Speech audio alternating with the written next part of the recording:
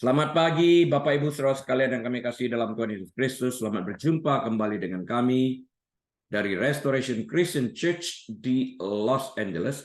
Hari ini hari Minggu tanggal 6 Agustus tahun 2023 dan kita akan membahas sebuah topik yang saya beri judul Jesus, the Son of God. Yesus, anak Allah. Saya Harili, Gembala Sidang. Mari kita awali dengan doa. Bapa, kebenaran firman-Mu akan ditaburkan. Dan kami percaya dan kami tahu sesuai dengan Alkitab bahwa kebenaran itu pasti memerdekakan kami. Berbicara kepada kami ya Bapa, kami siap mendengarkan, kami terima firman-Mu, dan tolong kami menjadi pelaku kebenaran firman-Mu di dalam nama Tuhan Yesus. Haleluya. Amin. Baik, Bapak Ibu Saudara sekalian,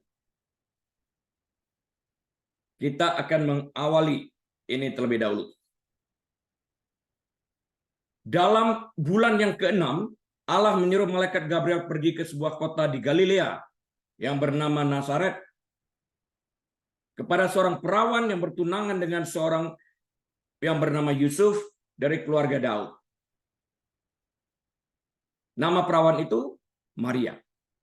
Kata malaikat itu, ketika malaikat itu masuk ke rumah Maria, ia berkata, "Salam, hai engkau yang dikaruniai, Tuhan menyertai engkau."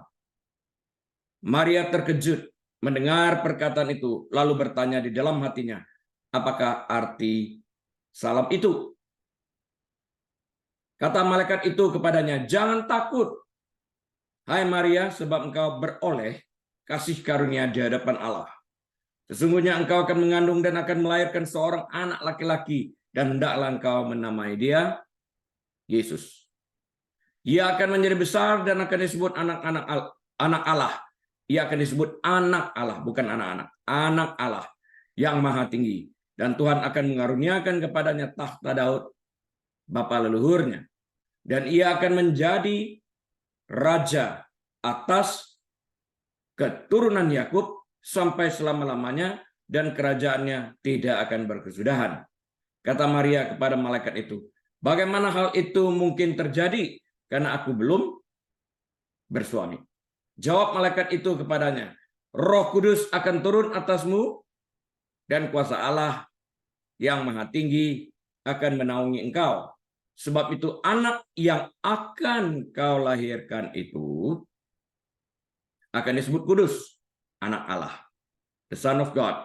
Dan sesungguhnya Elisabeth sanakmu itu, ia pun sedang mengandung seorang anak laki-laki pada hari tuanya. Dan inilah bulan yang ke-6 bagi dia yang disebut mandul itu. Sebab bagi Allah tidak ada yang mustahil."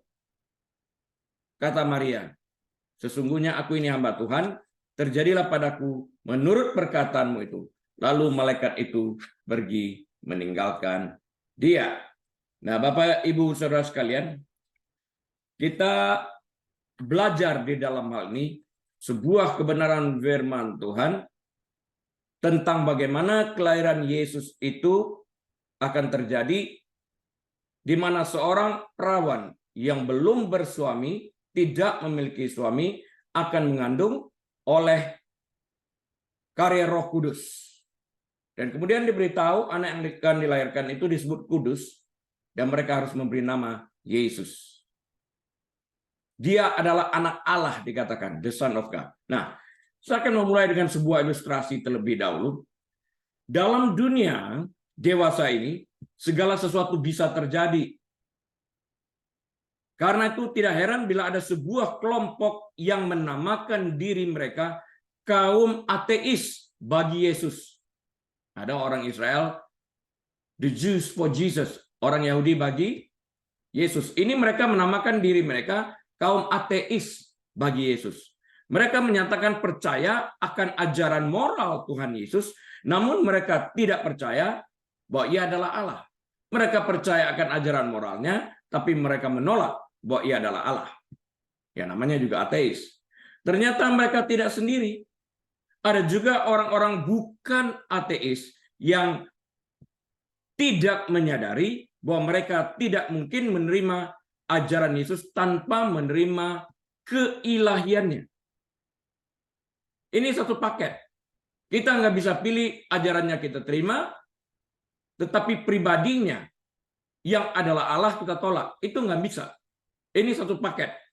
Berdirilah di kaki salib Yesus. Coba renungkan sebentar.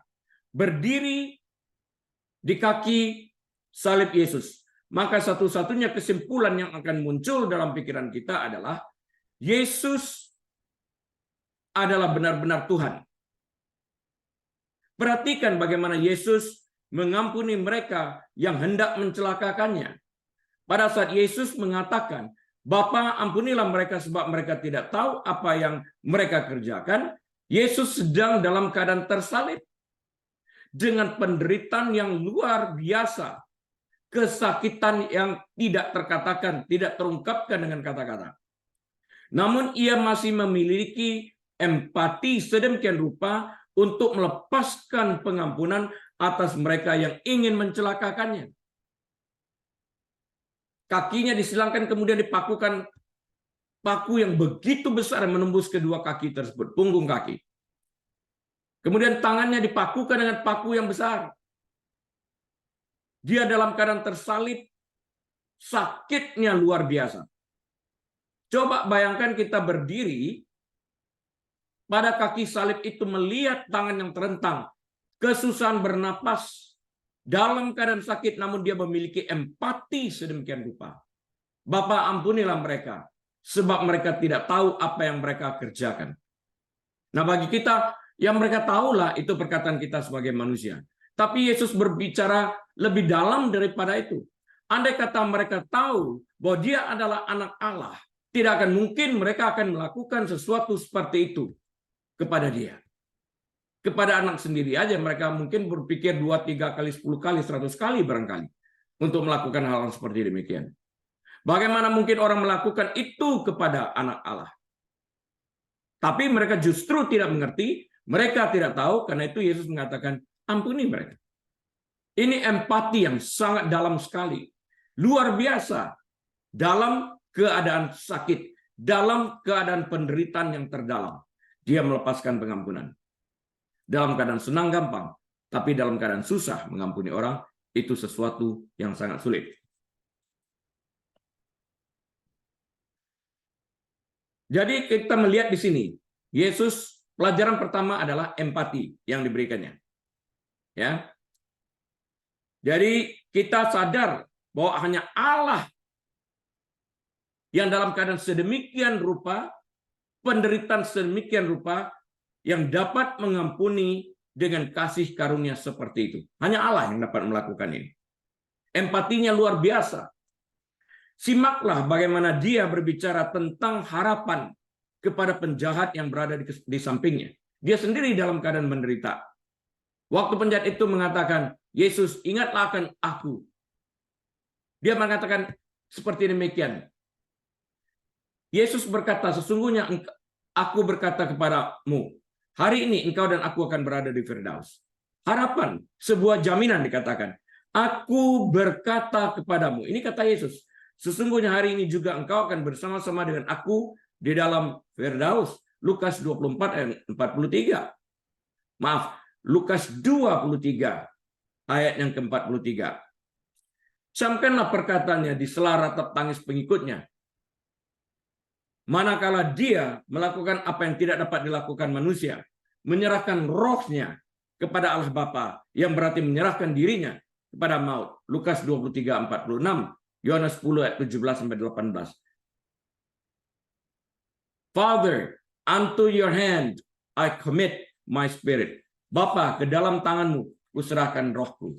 Kita tahu di dalam kitab Mazmur dikatakan, jika engkau mengambil roh manusia, Yesus dalam posisi seperti manusia, bukan seperti dia manusia pada saat itu, menyerahkan rohnya, dia mati. Ini bukan hanya sekedar kematian seseorang yang merendahkan dirinya sedemikian rupa dengan tulisan INRI terpampang jelas di atas kepalanya di kayu salib tersebut, yang tertulis dalam Lukas 23 ayat 38. Yesus dari Nazaret, Raja orang Yahudi, disingkat INRI. Dia menjadi manusia sekalipun ia Allah untuk melakukan apa yang dapat dilakukan hanya oleh dia sendiri. yakni menjadi Immanuel, Allah beserta kita. Matius 1:23.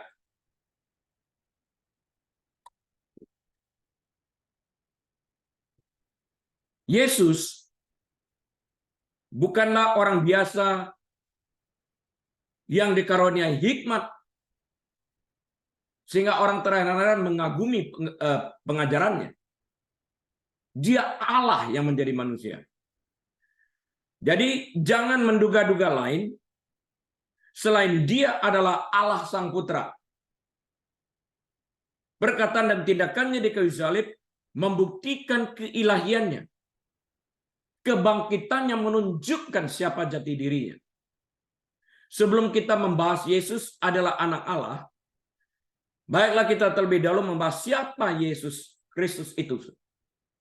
Dan kemudian kita akan membahas apa artinya Yesus adalah anak Allah dan Yesus adalah anak manusia. Hari-hari ini banyak orang yang mengaku dia Yesus yang dibangkitkan. Karena itu supaya kita jangan disesatkan, kita harus mempelajari Alkitab dengan sebaik-baiknya.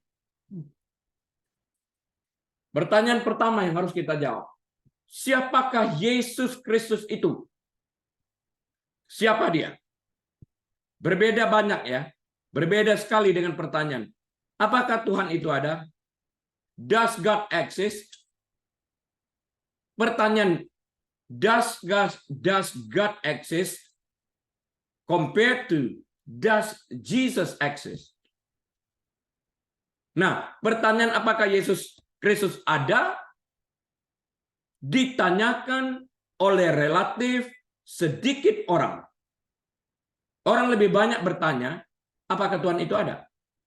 Sebagian besar menerima bahwa Yesus benar-benar seorang manusia yang pernah hidup dan tinggal di Israel 2000 tahun yang lalu. Kurang lebih 33 tahun setengah dia ada di sini. Perdebatan dimulai dengan pembahasan tentang identitas lengkap Yesus. Kalau dikatakan dia sebagai anak Allah, masalah muncul berkaitan dengan identitasnya sebagai anak Allah. Hampir setiap agama besar mengajarkan bahwa Yesus adalah seorang nabi atau guru yang baik atau seorang yang saleh. Hanya itu. Tetapi Alkitab memberitahu kita bahwa Yesus jauh lebih besar dari seorang nabi, jauh lebih besar dari seorang guru yang baik, jauh lebih besar daripada seorang filsuf yang ahli. Dia jauh lebih besar daripada seorang yang saleh. Dia anak Allah. Dia Allah itu sendiri yang berinkarnasi, mengambil rupa dan wujud seorang manusia, mati untuk membayar upah dosa manusia. Nah, mengamati C.S. Lewis, seorang profesor di Universitas Cambridge, seorang yang sangat brilian dan pernah skeptis waktu di dalam hidupnya, yang akhirnya dimenangkan oleh bukti tentang Yesus yang adalah Tuhan. C.S. Lewis mengatakan, dia pribadi, mencoba di sini untuk mencegah siapapun mengatakan hal yang sangat bodoh. Yang sering dikatakan orang tentang Yesus. Aku siap, orang-orang kebanyakan mengatakan seperti ini. Ini ditentang oleh C.S. Lewis. Aku siap menerima Yesus sebagai guru moral yang agung. Seorang filsuf atau apa saja. Tetapi aku tidak menerima klaimnya sebagai Tuhan. Ini adalah satu hal yang tidak pernah boleh kita katakan. Ini adalah satu hal yang tidak pernah boleh meninggalkan mulut kita. Tidak boleh membuat pengakuan seperti itu. Seorang manusia pada saat mengatakan hal-hal yang Yesus katakan tidak akan membuatnya menjadi guru moral yang hebat. Tidak. Kita harus mengerti bahwa segala sesuatu yang Yesus kerjakan itu tidak mungkin dikerjakan oleh manusia biasa. Kita harus membuat pilihan kita. Bahkan seorang filsuf yang terkenal pun tidak luput daripada dosa dan kelemahan. Tapi dosa dan kelemahan itu tidak dapat ditemukan di dalam Yesus yang sempurna. Entah Yesus ini dulu dan sekarang adalah anak Allah, atau orang gila, atau sesuatu yang lebih buruk lagi. Kita bisa saja memilih dan menganggap bahwa ia adalah orang bodoh, seorang penipu, conman, atau kita dapat memilih untuk bisa tersungkur dan memanggil Yesus itu sebagai Tuhan dan Allah kita, seperti yang dinyatakan oleh Thomas. Ya Tuhanku, ya Allahku. Jadi siapa Yesus? Menurut Alkitab, siapa Yesus? Pertama, Yesus adalah Tuhan dalam daging.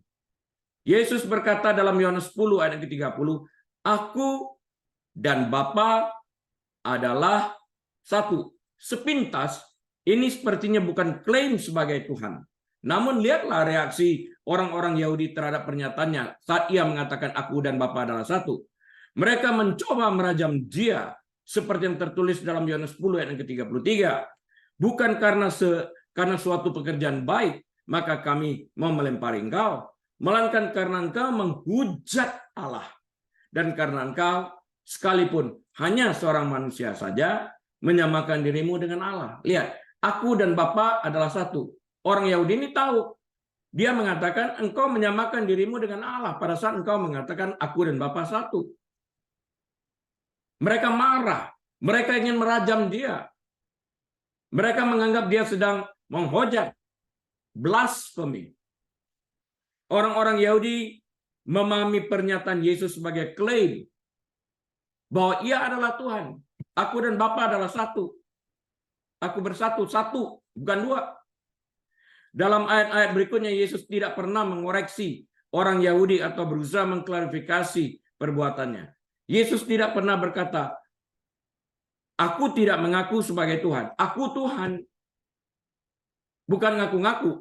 Karena banyak orang yang mengaku-ngaku, namun pengakuan mereka berbeda dari kenyataan yang ada. Yesus tidak mengaku, ia membuat sebuah pernyataan. Ia Tuhan. Aku dan Bapa adalah satu. Aku Tuhan. Itu perkataan lainnya.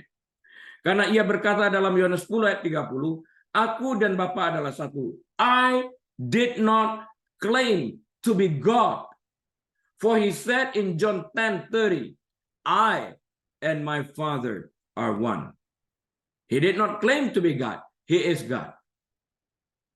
Ketika Yesus berkata, aku dan Bapa adalah satu, seperti yang tertulis dalam Yohanes 10:30, dia benar-benar mengklaim kesetaraannya dengan Allah. Jelas di sana. Makanya orang Yahudi marah dan ingin merajam dia.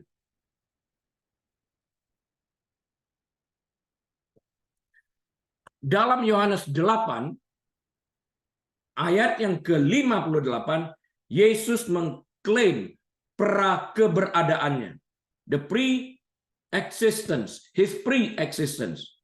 Jadi sebelum segala sesuatu diciptakan, keberadaannya itu. Ya, jadi dalam Yohanes 8 ayat 58 Yesus mengklaim pre-existence-nya, suatu sifat Allah. Dia berkata dalam Yohanes 8 ayat 59, aku berkata kepadamu, sesungguhnya sebelum Abraham jadi, sebelum Abraham diciptakan maksudnya, jadi aku. Nah, aku di sini I am dalam bahasa Inggrisnya, yaitu nama yang melekat kepada Tuhan. Aku telah ada. Menanggapi pernyataan ini, orang-orang Yahudi kembali mengambil batu dan melempari Yesus. Emangnya kamu umur berapa? Berani ngomong, sebelum Abraham ada, aku sudah ada. Keren. Kamu menyamakan dirimu dengan Allah. Dalam mengklaim prakeberadaan atau pre-eksistensinya ini, Yesus menggunakan nama Tuhan untuk dirinya sendiri. Aku adalah aku. Keluaran 3:14. I am that I am. Ini perkataan gelar titel yang hanya dapat dipergunakan oleh Tuhan. Saat Yesus mengatakan I am, dia mengatakan aku Tuhan. I am he. Mereka marah. Orang-orang Yahudi menolak identitas Yesus sebagai Tuhan yang berinkarnasi. Tetapi mereka mengerti persis apa yang Yesus katakan dan apa yang Yesus maksudkan ketika dia berkata, I am. Aku adalah aku.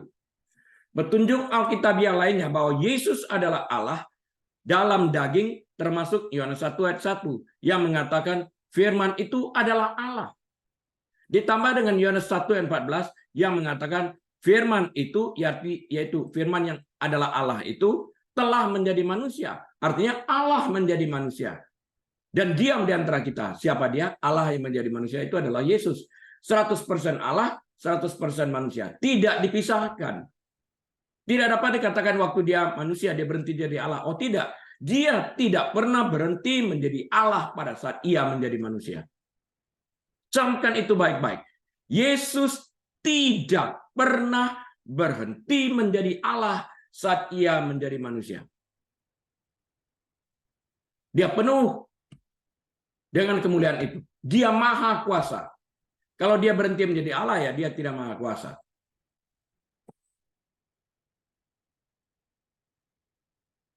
Thomas sang murid mengatakan kepada Yesus, Tuhanku dan Allahku.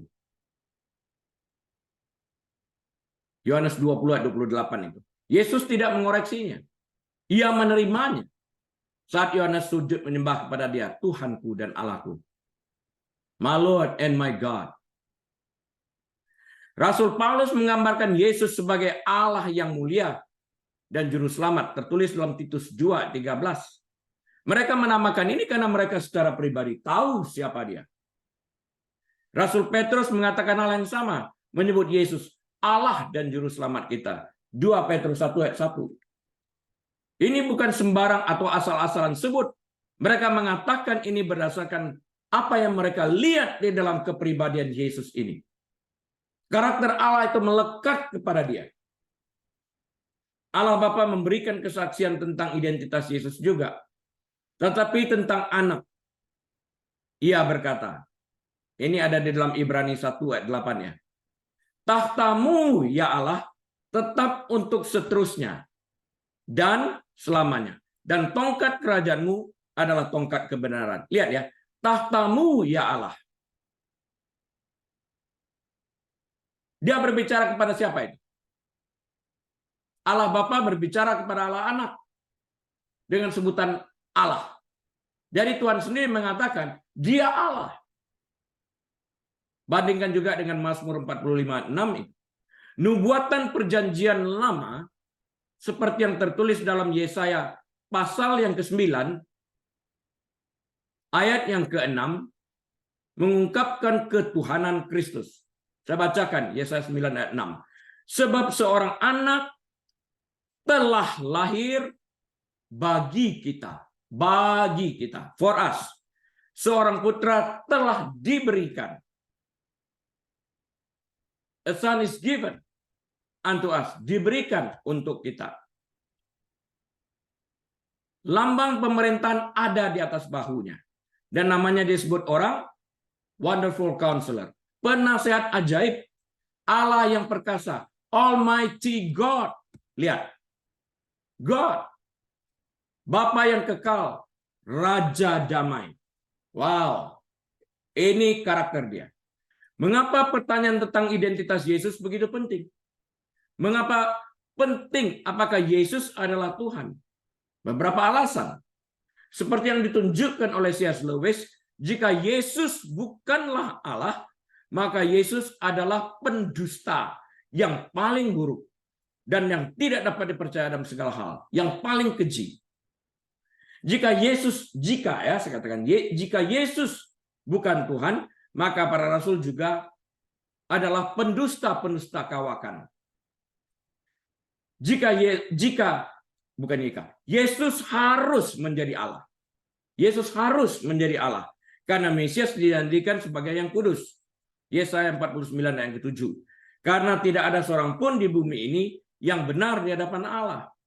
Allah sendiri harus masuk ke dunia sebagai manusia.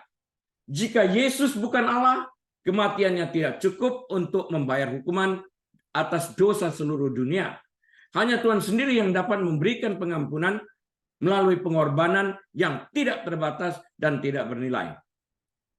Darahnya mahal yang dapat membawa manusia ke dalam kekekalan, diselamatkan, diam di surga dalam kekekalan. Roma 5:8, 2 Korintus 5:21. Allah adalah satu-satunya juru selamat. Hosea 13 ayat keempat, Bandingkan juga dengan 1 Timotius 2 yang ketiga. Jika Yesus harus menjadi juru selamat, maka dia harus Allah.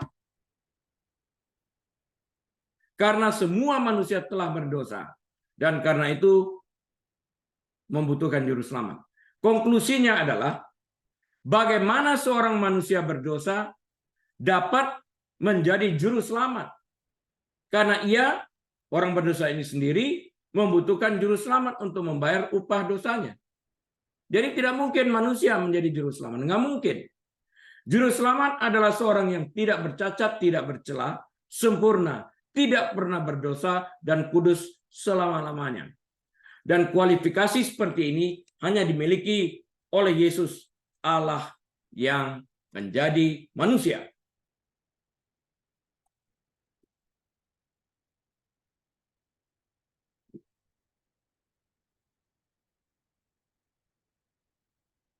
Yesus harus menjadi Allah dan manusia. Jesus is the God-man. Allah manusia, God-man. Sebagai Allah, dengarkan ini baik-baik, God-man. Kita dissect ini. Sebagai Allah, Yesus dapat memuaskan murka Allah. Dia sempurna. Pengorbanannya sempurna. Darahnya tidak bercacat, tidak bercela. Karena itu dia dapat memuaskan murka Allah. Sebagai Allah. Sebagai manusia, Yesus memiliki kemampuan untuk mati. Karena kalau bukan manusia, sebagai roh, Allah atau darah roh, roh tidak pernah dapat mati. Karena itu dia harus mengambil wujud seorang manusia dalam rupa daging, mati untuk membayar upah dosa ini. Sebagai Allah manusia, as a God-man, dia menjadi perantara yang sempurna antara surga dan bumi. He became a bridge to connect the believing sinners with God the Father. Hanya the believing sinner. Karena orang yang percaya kepada Yesus ini yang kita sebut the believing sinner, yang bertobat meninggalkan dosa mereka, diselamatkan oleh pengorbanan Kristus. Melalui Yesus inilah yang menjembatani orang berdosa yang bertobat dipersatukan dengan Allah Bapa dan diam di dalam kekekalan di surga. Seperti yang Yesus nyatakan, akulah jalan dan kebenaran dan hidup. Tidak ada seorang pun yang datang kepada Bapa kalau tidak melalui aku. Yohanes 14 ayat 6. I am the way, the truth, and the life. And no one comes to the Father except through me. Satu-satunya jalan, tidak ada yang lain. Mungkin saja ada yang mengatakan 1000 jalan ke Roma, betul kalau itu ke Roma. Tapi hanya ada satu jalan sesuai dengan Yohanes 14 ayat 6 ini untuk menuju surga. Yesus Kristus jawabannya. Apa artinya? Sekarang kita pelajari yang berikutnya. Setelah kita mengenal siapa Yesus ini, apa artinya? Yesus adalah anak Allah. What does it mean? Jesus is the Son of God. What does it mean? Yesus bukanlah anak Allah dalam arti ayah manusia dan anak laki-laki. Bukan. Tuhan tidak menikah, Allah Bapa tidak menikah dan memiliki seorang putra. Tidak. Tuhan itu roh. Tuhan itu tidak menikah dengan Maria dan bersamanya menghasilkan seorang putra. Oh tidak. Dia tetap perawan pada waktu dia hamil. She remained virgin when she conceived Jesus in her womb. Ini perkara Roh Kudus yang membuat ini terjadi. Yesus adalah anak Allah dalam arti bahwa ia adalah Allah yang diwujudkan dalam wujud manusia. Yesus adalah Allah manusia. Sekali lagi, Jesus is the God-man. Yohanes 1 ayat 1 dan Yohanes 1 ayat 14. Yesus adalah putra Allah Yesus adalah putra Allah karena ia dikandung dalam Maria oleh Roh Kudus. Lukas 1 ayat 35 menyatakan, jawab malaikat itu kepadanya, Roh Kudus akan turun atasmu, Maria, maksudnya, dan kuasa Allah yang Maha Tinggi akan menaungi engkau. Sebab itu anak yang akan kau lahirkan itu akan disebut kudus. Anak Allah, the Son of God. Nah, pada saat persidangan Yesus di hadapan para pemimpin agama Yahudi, imam besar menuntut Yesus. Tetapi Yesus tetap diam, tidak memberikan jawaban. Lalu kata imam besar itu kepadanya, Matius 26 ayat 63, demi Allah yang hidup, katakanlah kepada kami, apakah engkau Mesias, anak Allah, atau tidak? Katakan, straight, yes or no. Engkau telah mengatakannya, dijawab oleh Yesus. Akan tetapi aku berkata kepadamu, mulai sekarang kamu akan melihat anak manusia. Sekarang diganti dengan perkataan anak manusia. Duduk di sebelah kanan yang maha kuasa dan datang di atas awan-awan di langit. Nanti akan kita pelajari juga gelar anak manusia ini. Yang gemar dipakai oleh Tuhan Yesus. Maka imam besar itu mengoyakkan pakaiannya dan berkata, ia menghujat Allah. Blasfemi, kata mereka. Untuk apa kita perlu saksi lagi? Sekarang telah kamu dengar hujatnya. Bagaimana pendapat kamu? Mereka menjawab dan berkata, ia harus dihukum mati. Matius 26 ayat 64 sampai 66.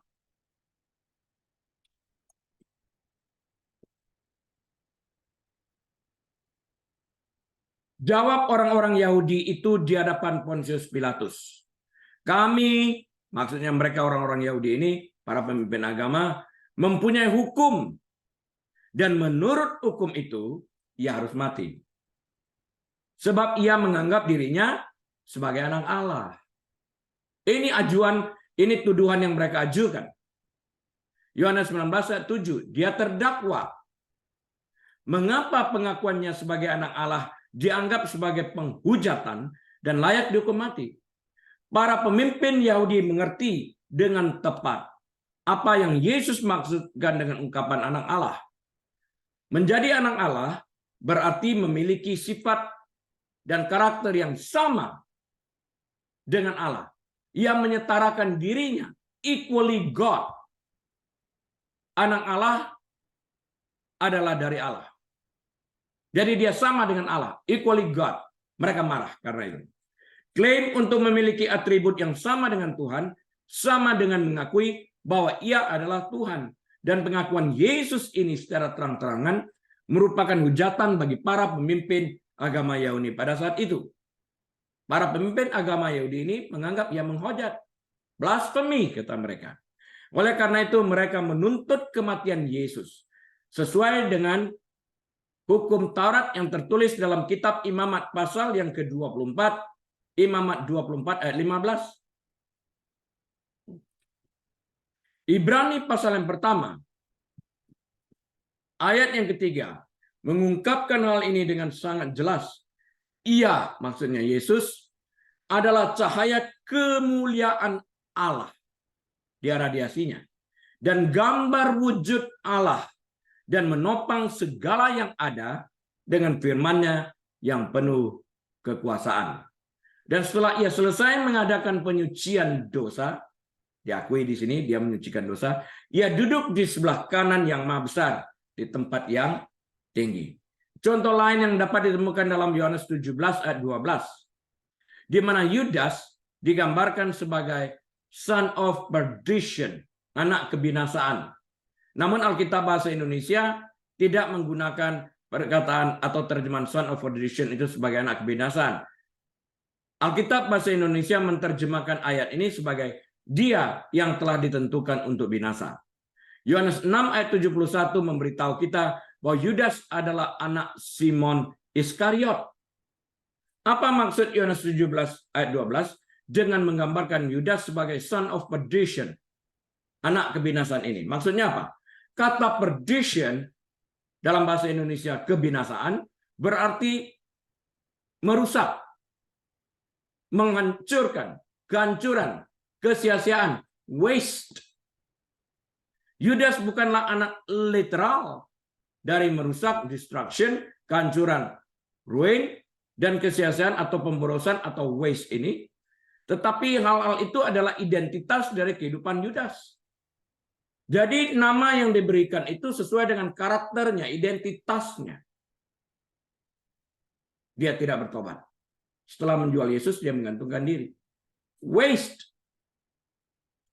Yudas adalah manifestasi dari kebinasaan. Dengan cara yang sama, Yesus adalah anak Allah. Karena dia memiliki karakter ini yang dimiliki hanya oleh Allah. Anak Allah adalah Allah, equally God. God the Father, God the Son, and God the Holy Spirit. The Trinity. They are one, equally God. Jesus adalah Allah yang dimanifestasikan dalam wujud manusia. Jadi Yesus is the Son of God and Jesus is the God-man. Atau Allah manusia.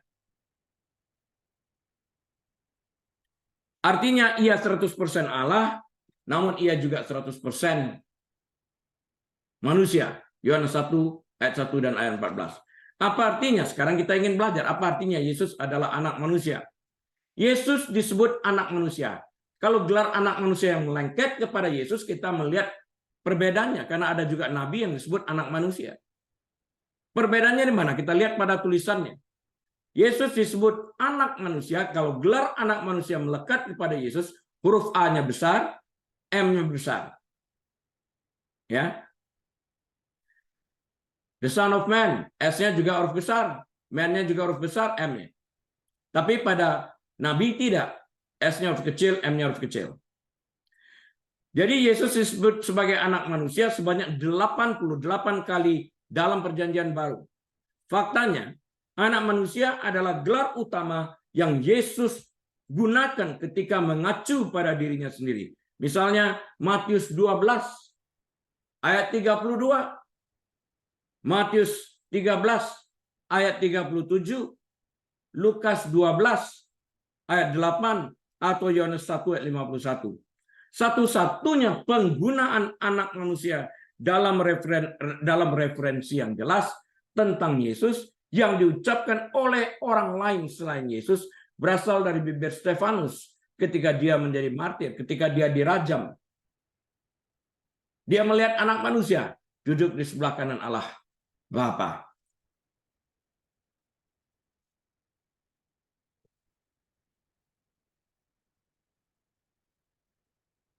Anak manusia adalah gelar kemanusiaan.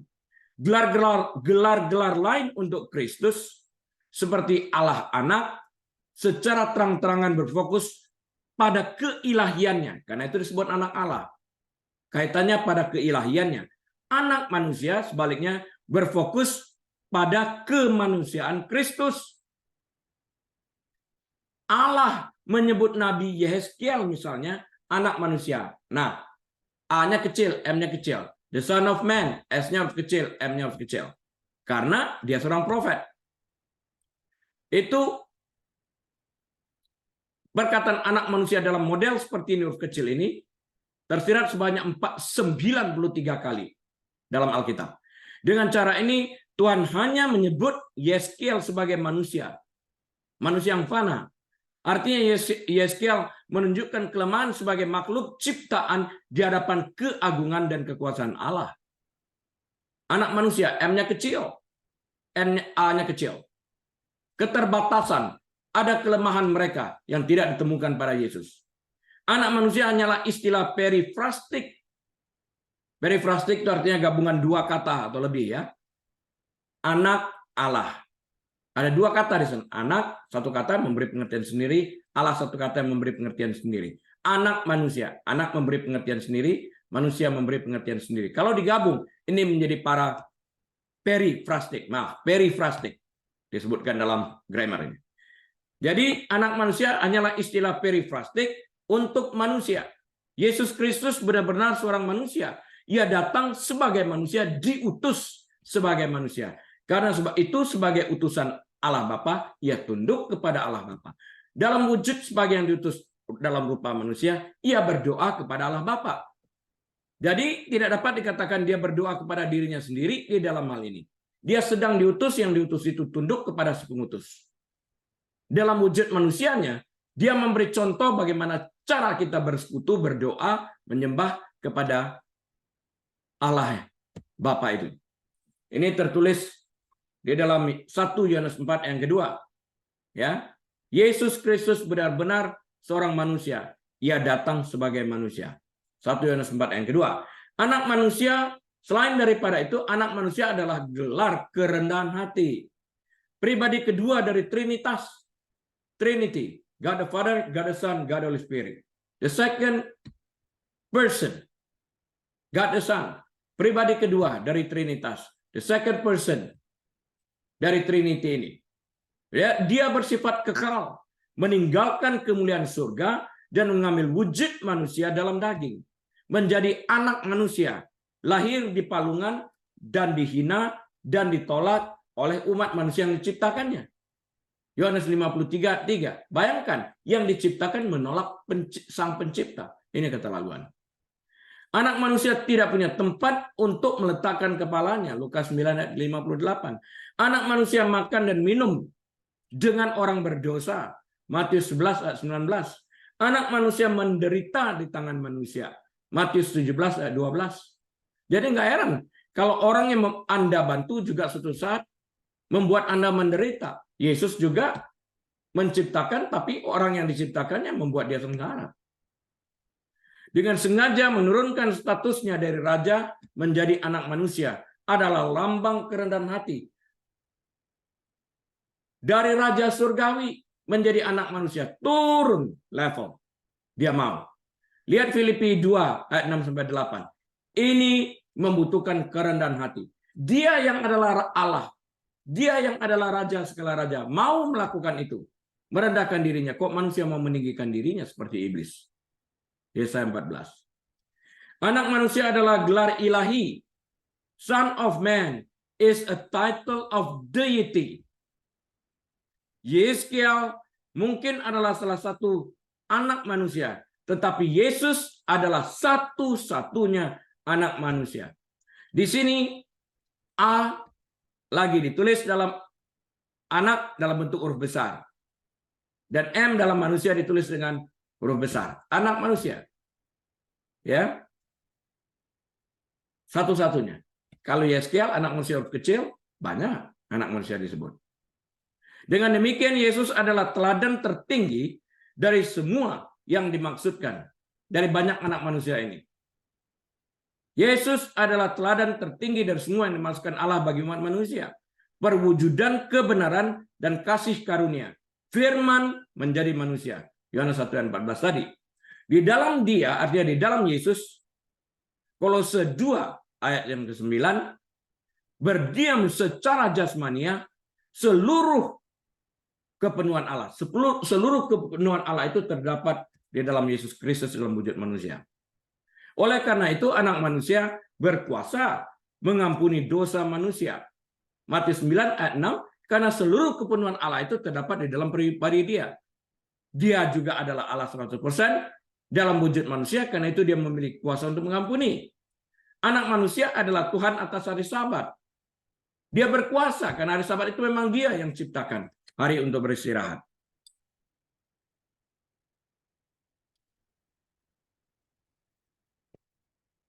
Kalau orang mengatakan sabbatical leave, mendapatkan sabbatical, artinya dia harus beristirahat. Beristirahat buat sementara sambil merenungkan, meninggalkan, beristirahat dari segala kejahatannya, meninggalkan dosa-dosanya. Beristirahat dari itu, bukan hanya sekedar beristirahat sebagai hamba Tuhan, bukan. Dia wajib meninggalkan segala sesuatu yang olehnya dia mendapatkan sabbatical leave. Ada juga orang yang mendapatkan sabbatical leave ini untuk mendekatkan diri lagi lebih daripada kepada Tuhan. Dia liburan. Dia beristirahat dari pelayanannya. Bukan karena dia hidup di dalam dosa. Ada juga seperti itu. Pokoknya beristirahat. Tapi kalau orang yang hidup di dalam dosa mendapatkan sabbatical leave, dia wajib meninggalkan dosa itu. Istirahat daripada dosa itu. Bukan nanti kembali lagi. Oh bukan, tidak. Dia harus membenahkan dirinya. He needs to put his life back together.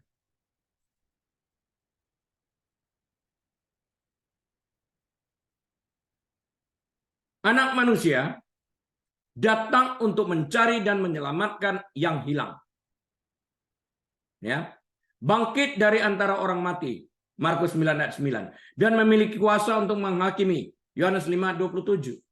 Pada pengadilannya, pengadilan Yesus maksudnya, di hadapan imam besar, Yesus berkata, Matius 26 ayat 64. Aku berkata kepada mulai sekarang, kamu akan melihat anak manusia menunjuk kepada dirinya sendiri, duduk di sebelah kanan yang maha kuasa, dan datang di atas awan-awan di langit.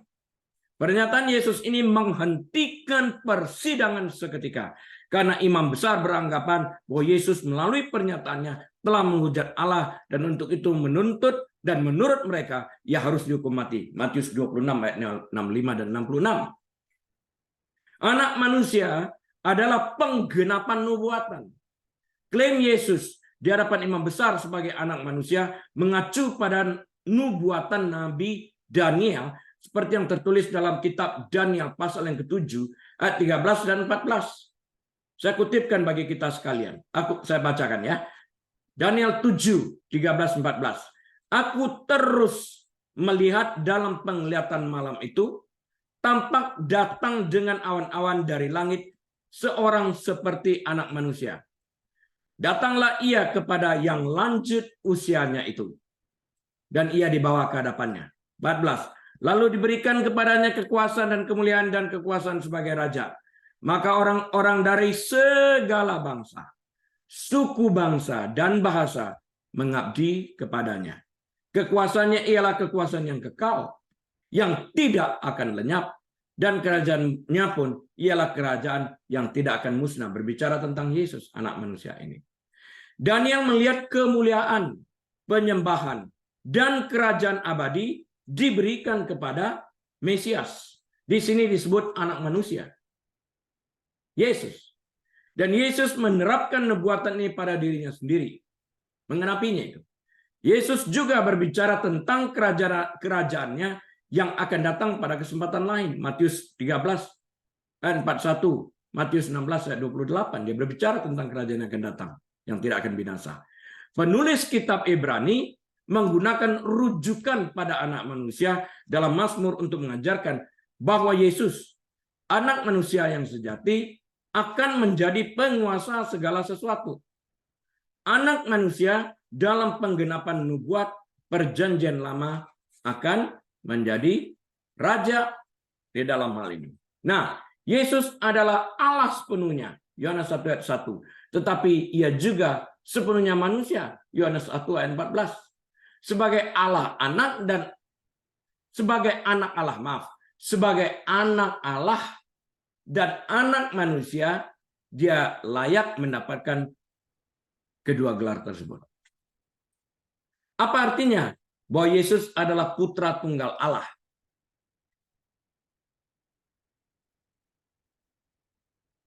Ungkapan anak tunggal muncul dalam Yohanes 3:16 yang berkata, For God so loved the world that he gave his only begotten son. Whoever believes in him shall not perish but have everlasting life. Karena begitu besar kasih Allah akan dunia ini, sehingga ia telah mengaruniakan anaknya yang tunggal, supaya setiap orang yang percaya kepadanya tidak binasa, melainkan beroleh hidup yang kekal. Frasa anak tunggal menerjemahkan kata Yunani monogenes. Mono, tunggal, satu. Kata ini diterjemahkan secara beragam ke dalam bahasa Inggris sebagai hanya, satu-satunya, dan tunggal. Nah, frasa terakhir di mana istilah anak tunggal dipergunakan telah menyebabkan masalah.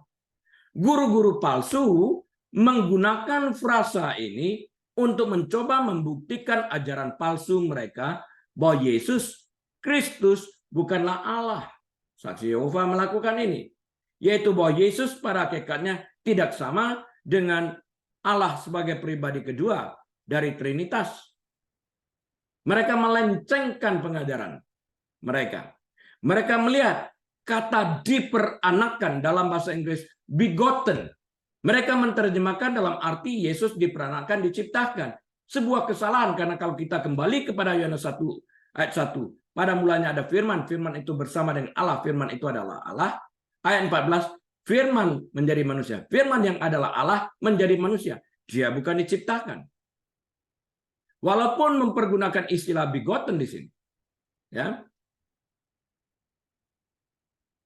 Mereka melihat perkataan diperanakan atau begotten dan mengatakan bahwa Yesus adalah makhluk ciptaan.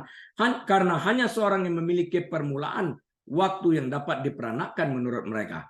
Dalam hal ini mereka bermaksud mengatakan bahwa Yesus memiliki awal dan karena itu ia bukan Allah. Sedangkan Yesus adalah Allah yang tidak berawal dan tidak berakhir. Ia yang pertama dan ia yang terakhir. He is the Alpha dan Omega. The beginning and the end. Dia. Tidak ada awal, tidak ada akhir.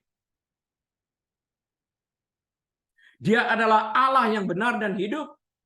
Apa yang tidak diperhatikan di sini adalah bahwa perkataan diperanakan atau begotten ini adalah terjemahan bahasa Inggris dari kata Yunani. Dengan demikian kita harus melihat arti asli dari kata Yunani. Kita harus kembali kalau itu tidak jelas, lihat perkataan aslinya apa, artinya apa. Dan kita tidak boleh menerjemahkan pengertian bahasa Inggris ke dalam teks bahasa Indonesia sekenanya. Nggak bisa. Jadi apa yang dimaksudkan dengan monogenes, menurut Greek English Lexicon of the New Testament and other early Christian literature, monogenes memiliki dua definisi utama. Definisi pertama adalah berkaitan dengan menjadi satu-satunya dari jenisnya dalam hubungan yang tertentu. Jenisnya adalah Allah itu sendiri. Dia satu-satunya di dalam hal ini. Inilah artinya dalam Ibrani 11 ayat 17 ketika penulis menyebut Ishak sebagai anak tunggal Abraham. Kita tahu Abraham memiliki lebih dari satu putra. Bukan hanya Ishak, ada Ismail dari Hagar. Namun dikatakan Ishak adalah putra tunggalnya. Karena ini adalah anak perjanjian, bukan Ismail. Jadi saya ulang di sini. Abraham memiliki lebih dari satu putra. Tetapi Ishak adalah satu-satunya putra yang dia miliki dari Sarah dan satu-satunya putra perjanjian. Oleh karena itu keunikan Ishak di antara putra-putra lainnya memungkinkan penggunaan monogenes dalam konteks itu. Sekalipun Abraham mempunyai lebih daripada satu anak laki-laki. Many sons. Tapi anak perjanjian itu hanyalah Ishak. Karena itu monogenes, tunggal. Definisi kedua adalah berkaitan dengan menjadi satu-satunya dari jenisnya atau kelasnya, unik dalam jenisnya. Inilah makna yang tersirat dalam Yohanes 3:16. Yohanes terutama tertarik untuk menunjukkan bahwa Yesus adalah anak Allah ini, Yohanes 20:31. Dan dia menggunakan perkataan monogenes untuk menunjukkan Yesus sebagai anak Allah yang unik, memiliki kodrat ilahi yang sama dengan Allah, unik, berlawanan dengan orang percaya yang adalah putra dan putri Allah melalui adopsi. Efesus 1:5. Kita adalah putra-putri Allah. Tapi kita tidak memiliki kuasa seperti yang dimiliki Yesus. Tidak. Yesus adalah anak Allah yang satu-satunya dalam konteks yang dimaksudkan, dalam jenisnya. Intinya adalah bahwa istilah-istilah seperti Bapa dan Anak yang menggambarkan Allah dan Yesus adalah istilah-istilah manusiawi yang membantu kita memahami hubungan antara pribadi Trinitas yang berbeda. Ini bahasa manusia. Kalau Allah mempergunakan bahasa yang dipakai di alam roh, tidak mungkin kita dapat mengerti. Sekali lagi, bahasa manusia yang dikenal di dunia ini, apakah itu bahasa Inggris, bahasa Indonesia, bahasa Melayu, bahasa daerah, bahasa Mandarin, dan sebagainya, adalah bahasa yang dapat dimengerti oleh manusia berdasarkan apa yang dapat dilihat, diraba, dirasakan, dan sebagainya ini. Roh tidak terlihat, tidak dapat diraba, karena itu tidak ada bahasanya. Jika Allah berbicara dalam bahasa yang terjadi di alam roh, tidak ada satu manusia pun dapat mengerti. Karena berbeda. Jadi dia harus menggunakan kata-kata yang dapat dimengerti oleh manusia. Misalnya, maka menyesallah Allah. Ada yang bertanya, pastor, Allah itu tidak sempurna. Loh, kok kamu bisa bilang begitu? Karena dikatakan, maka menyesal Allah. Oh, bukan konteks seperti itu. Ini perkataan ini untuk memudahkan manusia. Seperti kalau polisi mengatakan, I'm so sorry that I need to write you a ticket. Apakah dia menyesal? Oh, bukan. Dia menyesali tindakan kita yang speeding. Andai kata kamu tidak melakukan ini, tidak perlu aku mendatangkan air bah. Kan itu konteksnya, maka menyesal Allah. Melihat tingkah laku ini, kenapa kamu nggak mau bertobat? Itu dia. Ya, kita melihat di sana. Analoginya rusak jika kita mencoba untuk mengambil terlalu jauh dan mengajarkan seperti beberapa bidat palsu Kristen, seperti saksi-saksi Yehova ini. Bahwa Yesus secara harfiah diperanakkan seperti dalam diproduksi atau diciptakan oleh Bapa. Tidak. Kita sudah melihat tadi di dalam Yohanes 1 ayat 1.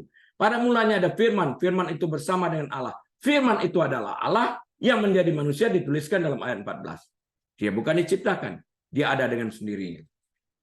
Konklusi saya apa? Istilah anak Allah digunakan dalam Alkitab Ibrani sebagai cara lain untuk menyebut manusia yang memiliki hubungan khusus dengan Tuhan.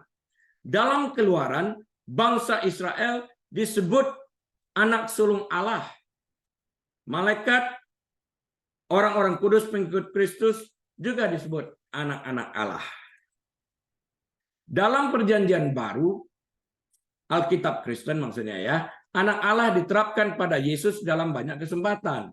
Pada 2 kesempatan, Yesus diakui sebagai anak Allah melalui suara yang berbicara dari surga, yaitu pada saat ia selesai dibaptis di Sungai Yordan, dan kali keduanya pada saat Yesus berubah rupa di Gunung Transfigurasi. Inilah anak yang kukasihi, yang kepadanya aku berkenan, anak Allah. This is my beloved son in whom I'm well pleased. Hear him. Yesus secara eksplisit dan implisit menggambarkan dirinya sebagai anak Allah, dan dia juga digambarkan sebagai anak Allah oleh berbagai individu yang muncul dalam Perjanjian Baru. Yesus disebut anak Allah, the Son of God, dan para pengikut Yesus disebut umat Kristiani, Christians, Christ followers. Istilah anak Allah, the Son of God, tidak boleh disamakan dengan istilah Allah anak. The Son of God is not the same as God the Son. Ya, pribadi kedua dari Trinitas dalam teologi Kristen itu adalah God the Son, Allah Anak, Allah Putra. Doktrin Tritunggal mengidentifikasikan Yesus sebagai Allah Putra, identik pada hakikatnya, tetapi berbeda secara pribadi sehubungan dengan Allah Bapa dan Allah Roh Kudus. Pribadi pertama dan ketiga dari Trinitas. Amin. Mari kita berdoa.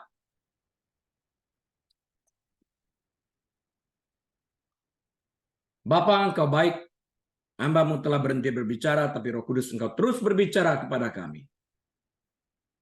Memperjelas apa yang telah hamba-Mu bicarakan, yang kemampuan hamba-Mu terbatas. Engkau tidak terbatas, Engkau dapat membuat para pendengar, para jemaat-Mu lebih lagi mengerti. Teman yang dikasihi Tuhan, mari kita angkat kedua tangan kita dan buka pintu hati kita. Tuhan memberkati engkau dan melindungi engkau. Tuhan menyinari engkau dengan wajahnya dan memberi engkau kasih karunia. Tuhan menghadapkan wajahnya kepadamu dan memberi engkau damai sejahtera. Tuhan membuat engkau menjadi kepala dan bukan ekor, naik dan tidak pernah turun. Engkau diberkati saat engkau masuk, engkau diberkati saat engkau keluar. Diberkati bakulmu, diberkati tempat adonanmu, diberkati kandunganmu, diberkati rumah tanggamu, diberkati pekerjaanmu, diberkati kesehatanmu, diberkati pelayananmu. Apa saja yang engkau kerjakan, Tuhan yang membuat berhasil, dan juga diberkati anak cucumu. Dan biarlah kita membuka lembaran waktu kita ini dengan hati penuh dengan ucapan syukur dan terima kasih. Dengan hikmat dan marifat daripada Bapa Surgawi. Damai sejahtera dari Tuhan Yesus dalam persekutuan yang manis dan erat bersama dengan Tuhan Allah Roh Kudus saat ini sampai selama-lamanya. Tuhan Yesus datang kali keduanya menjemput kita semua yang percaya kepadanya. Segenap umat Tuhan yang percaya bersama-sama berkata, amin. Tuhan Yesus memberkati. Baik, Bapak Ibu Saudara sekalian, kita akan berjumpa kembali pada saat dan waktu yang Tuhan tentukan. Tetap menjaga kesehatan dan taat mengikuti perintah Tuhan. Shalom.